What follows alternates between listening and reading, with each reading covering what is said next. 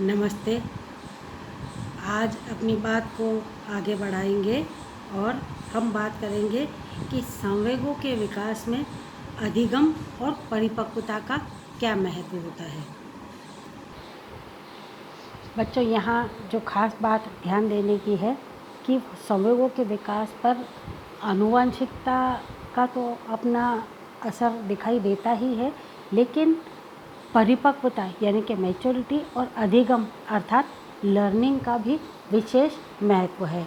अधिगम की भूमिका की जहाँ तक हम बात करें तो क्योंकि बालक जो अधिगम के मुख्य सिद्धांत हैं उन्हीं के माध्यम से सब कुछ सीखता है, तो संवेग भी उन्हीं तरीक़ों के माध्यम से सीख पाता है, जिसमें से मुख्य है प्रयत्न एवं भूल के द्वारा सीखना, learning by trial and error method. दूसरा है अनुकरण के द्वारा सीखना यानी कि लर्निंग बाय इमिटेशन। तीसरा है पहचान करके सीखना, लर्निंग बाय आइडेंटिफिकेशन। और चौथा है अनुबंध के द्वारा सीखना, कंडीशनिंग। कंडीशनल लर्निंग की थ्योरी होती है, उसी के आधार पर ये सीखता है कि बच्चे को कोई चीज़ बार बार दिखाई जाए, जैसे दूध की बोतल दिखाई जाए और उसको कहा जाए ये आपका दूध है, अब आपको इसको पीना है, तो धीरे धीरे बच्चा उस चीज़ को कंडीशन उससे हो जाता है और जैसे ही दूध की बोतल देखता है तो अपने दूध पीने के पोस्चर में, चाहे वो लेट करके पीना है या बैठ करके पीना, वो उस पोस्चर में आ जाता है और अपना हाथ आगे बढ़ा देता है। तो ये कंडीशनल लर्निंग कहलाती है। और प्रशिक्षण के द्वारा यानी कि लर्निंग बाय ट्रेनिंग, ये अधिगम के कुछ सिद्धांत हैं जिनके माध्यम से बच्चों के संवेगों पर असर पड़ता है। दूसरी तरफ परिपक्वता यानी कि मैच्योरिटी की भी अपनी इम्पोर्टेंस है। बालकों के संवेगात्मक में परिपक्वता का अमूल्य योगदान होता है।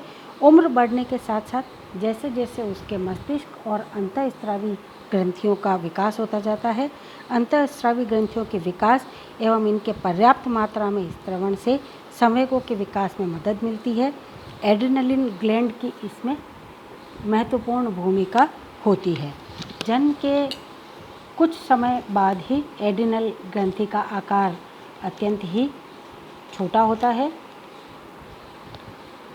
परंतु जैसे जैसे शिशु की उम्र बढ़ती है इस ग्रंथि का विकास तेज़ी से होता है और 5 वर्ष की अवस्था तक ये एड्रेनलिन ग्लैंड जो है इसका विकास बहुत तेज़ गति से होता है। फिर 5 से 11 वर्ष की अवस्था तक इसकी गति अपेक्षाकृत मंद पड़ जाती है और फिर 11 से 16 वर्ष की अवस्था में एक बार फिर से इस ग्रंथि का विकास तेज़ी से होता है।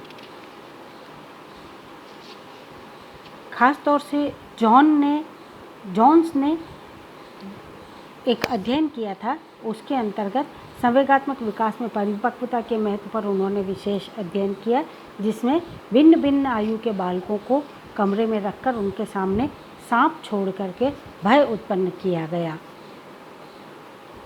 और भय संवेग का वर्णन किया गया। जॉन ने पाया कि 2 वर्ष का बालक सांप को देख करके ज़रा सा भी भयभीत नहीं होता है, 3 वर्ष का बालक सांप को देखकर थोड़ा सावधान हो जाता है, 4 वर्ष का बालक सांप से डरता है और उससे बचने का प्रयास करता है। इससे पता लगता है कि संवेगों को सीखने में परिपक्वता का क्या महत्व है, क्या उनका रोल है। और अब हम इसके बाद में अपनी बात को आगे बढ़ाते हैं और बात करते हैं संवेगों के जनरल कैरेक्टरिस्टिक्स की, सामान्य विशेषताएं क्या होती हैं।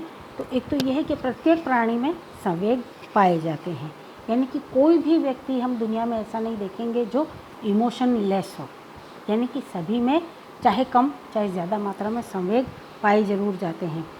संवेग विशुद्ध रूप से व्यक्तिगत होते हैं, ये किसी भी 2 जनों के संवेग कभी भी एक जैसे नहीं हो सकते, ये सबके अपने व्यक्तिगत संवेग होते हैं। एक ही बात से कोई व्यक्ति दुखी हो सकता है, किसी को उसी बात से सुख भी मिल सकता है और किसी को उसी बात से खाली उदासी होकर के भी रह जाए इत्यादि। हर व्यक्ति का अपना संवेग भिन्न होता है।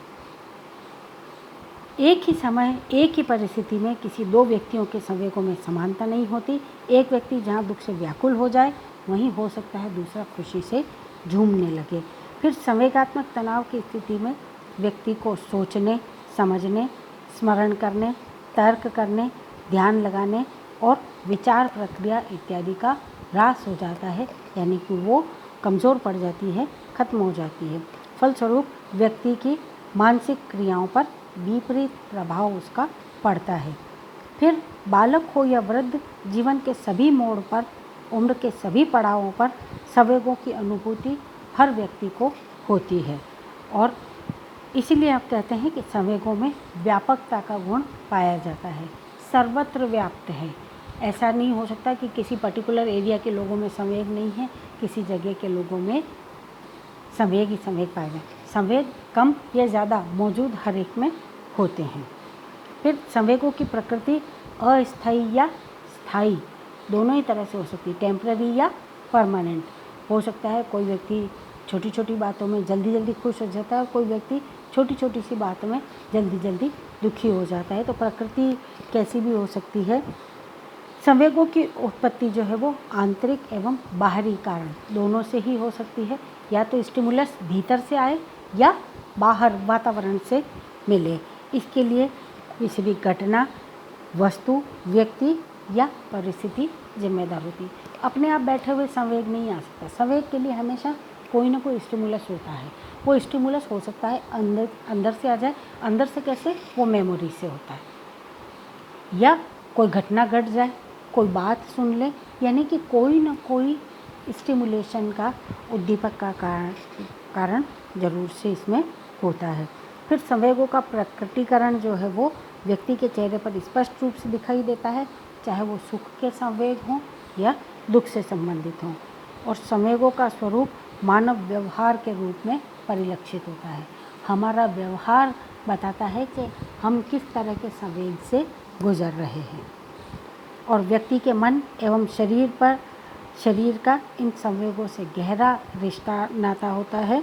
मन से जहाँ भावों की उत्पत्ति होती है, वहीं तन से उसका प्रकटीकरण होता है। भाव उठते तो मन में हैं, खुशी है तो मन में है, और प्रकट कैसे होती है? हम हंस करके, नाच करके, खुशी जाहिर करके अपना उसका प्रकटीकरण करते हैं। ऐसे ही दुख हो तो मन में रहा है, लेकिन प्रकटीकरण क्या हो रहा है? या तो आँख से आंसू बह रहे हैं, या मुंह से रोने की आवाज़ निकल रही है, या हमारे शरीर में तनाव इत्यादि देखने को मिलता है। तो प्रकटीकरण जो है वो तन के माध्यम से होता है। दुख एवं भय संवेग की उपस्थिति में व्यक्ति खाना, पीना, सोना, आराम करना इत्यादि सभी कुछ भूल जाता है। वहीं जीवन की सामान्य क्रियाएं करने में भी वो कई बार असमर्थ हो जाता है।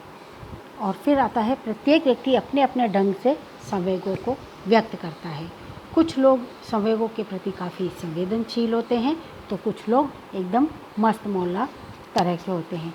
व्यक्ति का प्रत्येक संवेग जो है वो जन्मजात मूल प्रवृत्ति से जुड़ा होता है। बेसिक पर्सनैलिटी हर व्यक्ति की होती है।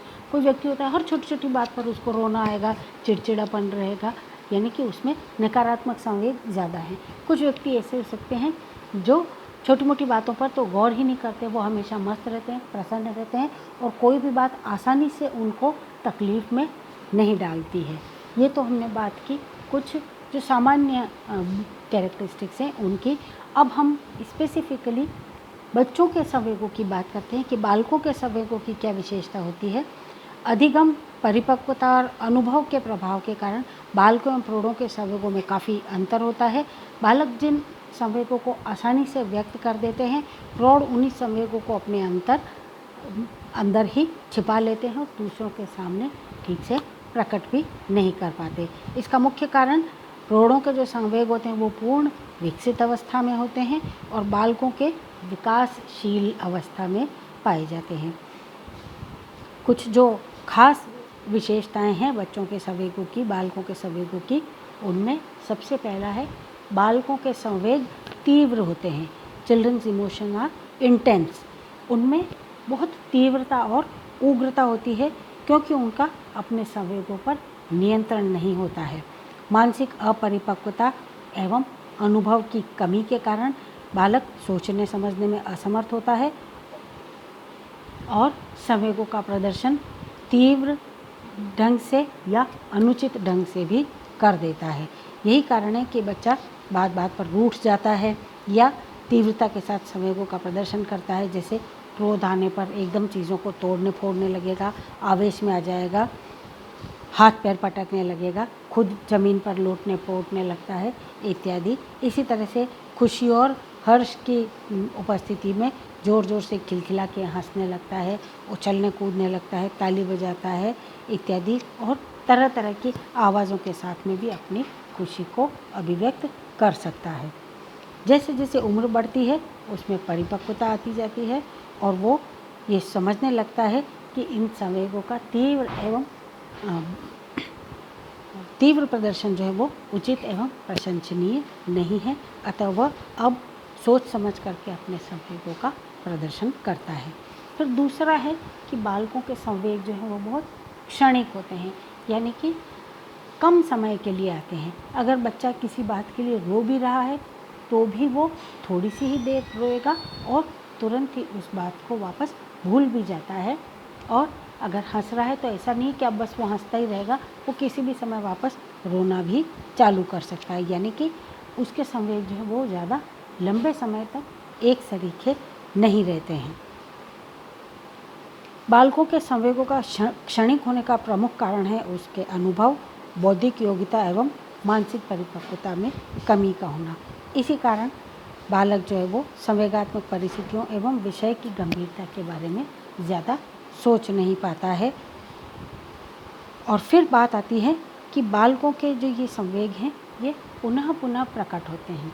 एक तरफ हम कह रहे हैं कि ये बिल्कुल क्षणिक होते हैं, थोड़े समय के लिए होते हैं, लेकिन इनका प्रकटीकरण पुनः होता है। इसका एक बहुत अच्छा एग्जाम्पल है कि कोई बच्चा घर में किसी खिलौने से खेल रहा है और अगर यकायक, चाहे वो माँ हो, बहन हो, कोई भी घर में व्यक्ति हो, वो खिलौना उससे एकदम से उसके हाथ से छीन ले तो बच्चा उस खिलौने के लिए रोने लग जाता है। अब अभी उसका रोने का, दुख का संवेग चल रहा है, लेकिन जैसे ही पापा आए और पापा ने कहा चलो चलो चलो बेटा अपन बाहर घूमने चल रहे हैं, और पिताजी ने बच्चे को गोद में उठाया और उसको घर के बाहर ले गए, तो बच्चा भूल गया कि वो रो रहा था खिलौने के लिए। वो पिताजी के साथ में हंसता खेलता और बाहर चला गया।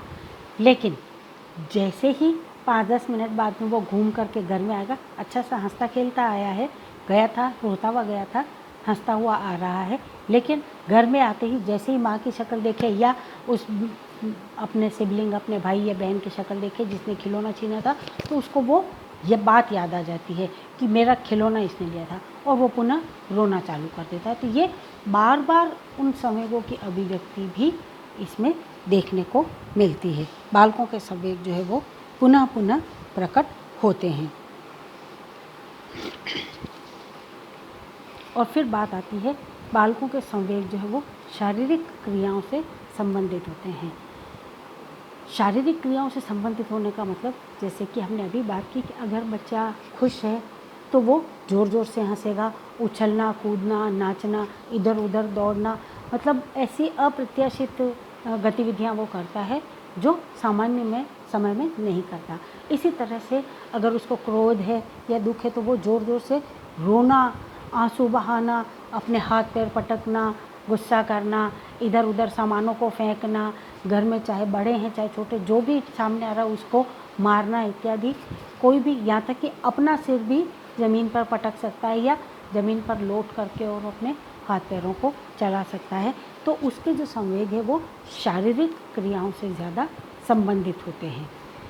और फिर आता है बालकों के संवेगात्मक व्यवहार में वैयक्तिक विभिन्नताएं झलकती हैं, इंडिविजुअल डिफरेंसेस। ये बच्चों हमेशा सब पर ये बात लागू होती है, क्योंकि हम देखते हैं कि हमेशा दो व्यक्तियों के संवेग एक सरीखे नहीं होते हैं। बच्चों में भी यही बात लागू होती है। एक बच्चा एक खिलौनों के पाकर बहुत खुश हो रहा है, दूसरे बच्चे को उसी खिलौनों को देखकर और ज़्यादा गुस्सा आ गया कि क्या है, बार बार मेरे को ये खिलौना ला के दे रहे हो। तो हो सकता है एक ही चीज़ से उन लोगों के संवेगों में फ़र्क नज़र आता है। वैयक्तिक विभिन्नता हम इसको कह सकते हैं। और फिर आता है कि बालकों के संवेगों की शक्ति जो है वो परिवर्तित होती रहती है। आयु बढ़ने के साथ साथ बालकों के संवेगों की शक्ति भी परिवर्तित होती है। बालक पहले जिन संवेगों का प्रदर्शन बार बार और उग्रता के साथ करता था, अब उन्हीं संवेगों का प्रदर्शन वो धीरज और गंभीरता के साथ करने लगता है। इसी तरह से कुछ संवेगों का प्रदर्शन पूरी शक्ति के साथ करता है, जैसे जैसे छोटे बच्चे को जहाँ बिल्ली की म्याऊं से या कुत्ते के भौंकने की आवाज़ से डर जाते हैं या अंधेरा या भूत प्रेत होने के नाम से डरते हैं, वही बड़े होने पर वो उन्हीं कुत्ते बिल्ली के साथ में आसानी से खेलने भी लग जाते हैं और रात्रि के अंधकार से भी उनका डर जो है वो ख़त्म हो जाता है।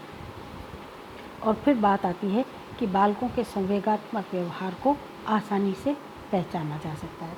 बच्चों में बेटा ये क्वालिटी होती है कि वो अपने संवेगों को छुपा नहीं पाते हैं और हम आसानी से उनके चेहरे से, उनके हाव भाव से, बोलचाल से, उनके व्यवहार से ये पता लगा पाते हैं कि अभी उसके अंदर कौन सा संवेग ज़्यादा अधिक प्रभावशाली हो रखा है। प्रौढ़ों में जबकि ऐसा नहीं होता, वो अपने संवेगों को आसानी से छिपा लेते हैं और हम जान नहीं पाते हैं कि सामने वाले के मन में दुख है या वो खुश हो रहा है या उसको जलन हो रही है, इत्यादि इत्यादि। और फिर बात आती है सबसे आखिरी कि बालकों के संवेग जो है वो मूर्त वस्तुओं तथा परिस्थितियों से ज़्यादा संबंधित होते हैं। बच्चे के संवेग मूर्त चीज़ें जो सब्जेक्टिव हैं, जो सामने दिख रही हैं, जैसे उसके खिलौने हैं, उसका खाना है, उसको गोद में लेना है, मम्मी के पास जाना है, पापा के पास जाना है, बाहर घूमने जाना है, इत्यादि। तो जो फिज़िकली प्रेजेंट चीज़ें हैं उन चीज़ों से ही उसके संवेग रिलेटेड होते हैं, जबकि बड़ों के संवेग जो है वो एब्स्ट्रैक्ट अमूर्त चीज़ों से भी रिलेट होते हैं कि वो उसकी मेमोरीज से या किसी की कही बात से इत्यादि, उन सब से भी वो प्रभावित होते हैं। ये थी बच्चों बालकों के संवेगों की कुछ विशेषताएं। अपनी बात को अगली क्लास में हम जारी रखेंगे और तब हम बात करेंगे कि बच्चों के संवेगों में और बड़ों के संवेगों में क्या अंतर होता है। तब तक के लिए अपने अपने घरों में रहिए, सुरक्षित रहिए। धन्यवाद।